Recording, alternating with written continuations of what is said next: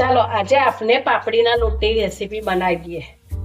એમાં મેં છે ને 3 કપ લોટ આવાય 3 કપ લોટ લીધા છે। એની મેં અડધો ચોખાનો અને અડધો જુવારનો એવી રીતે લીધેલા છે।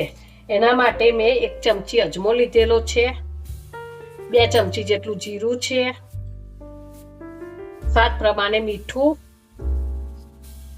સ્વાદ પ્રમાણે લીલા મરચા એને ક્રશ કરી લીધા છે કટરમાં।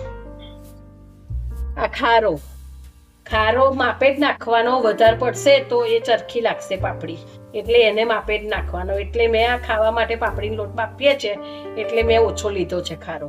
આશરે મેં 1 ચમચી જેટલો ખારો લીધેલો છે। 2 ચમચી જેટલા તલ, પાપડીના લોટમાં તલનો ટેસ્ટ સારો આવે છે એટલા માટે તલ તો અમે ફરજિયાત નાખીએ જ છે, અને ના નાખવા હોય તો પણ ચાલે। આ છે ને પાપડીનો લોટ કદાચ જૂનો હોય અને કદાચ લોટ વધે ને આપણે પાપડી બનાવવી હોય અને ફાટે ના, એ માટે અમે આટલા સાબુદાણા નાખ્યા છે। 1 જ ચમચી સાબુદાણા છે।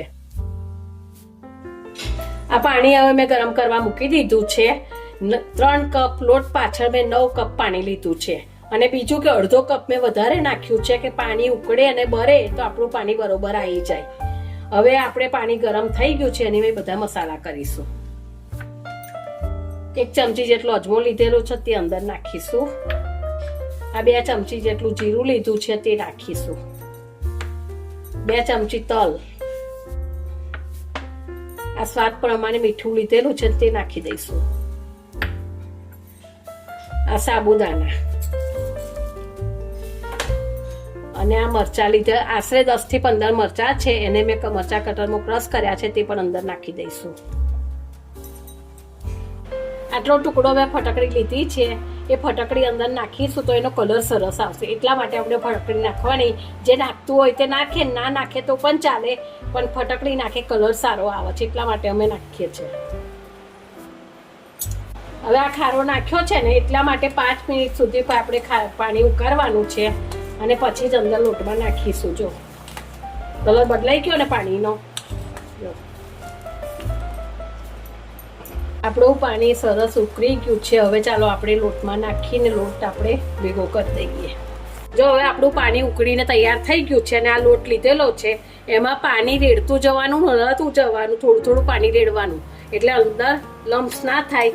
બાકી બધું પાણી એકી હામટું રેડી દઈશું તો અંદર લમ્સ થઈ જશે અને લોટ આપણો બરોબર થાય નહીં।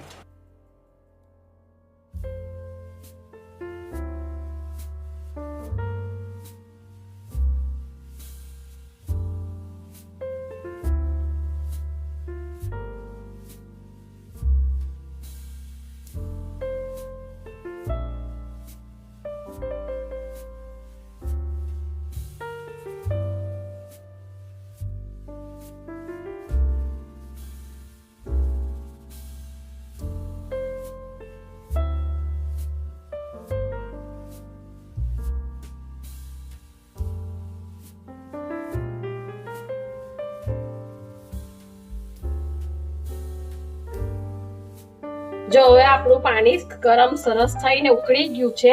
હવે આ થાળીમાં મેં તેલથી ગ્રીસ કરેલી છે તે થાળી આપણે અંદર મૂકી દઈશું, અને થોડી ગરમ થાય એટલે પછી આપણે લોટ મૂકીશું એટલે અંદર નીચે ચોટે નહીં। જો હવે આ તેલ લગાડી અને આવી રીતે લુવા વારી દેવાના, પછી આપણે જે ગરમ થાળી મૂકી છે એની મય મૂકી દેવાની।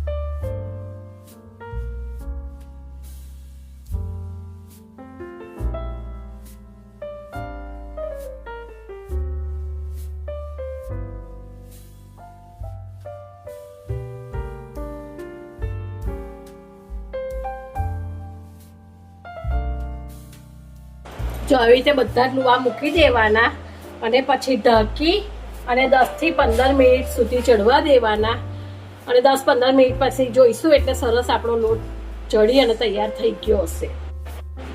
જો હવે આપણો લોટ 10-15 મિનિટ થઈ ગઈ છે અને સરસ બફાઈ ગયો છે। જો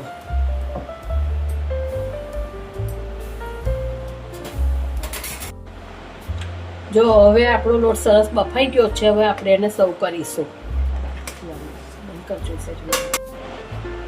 આ લોટ અમે ઘરમાં ખાવા માટે બનાવ્યો છે ને, એટલે થોડો ઢીલો બનાવ્યો છે। જો પાપડી કરવી હોય તો આટલો બધો ઢીલો ના ચાલે, એટલે થોડું પાણી ઓછું રેડીને કઠણ બનાવવાનો। આ ખાવા માટે છે એટલે આટલો ઢીલો રાખવો પડે આપણે. હવે એની અંદર આપણે સિંગ તેલ રેડીશું. જો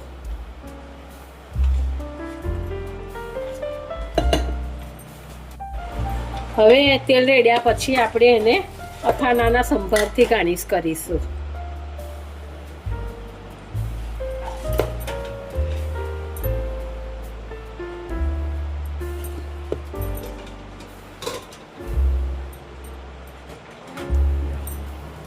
કેવો સરસ દેખાય છે આપણો પાપડીનો લોટ.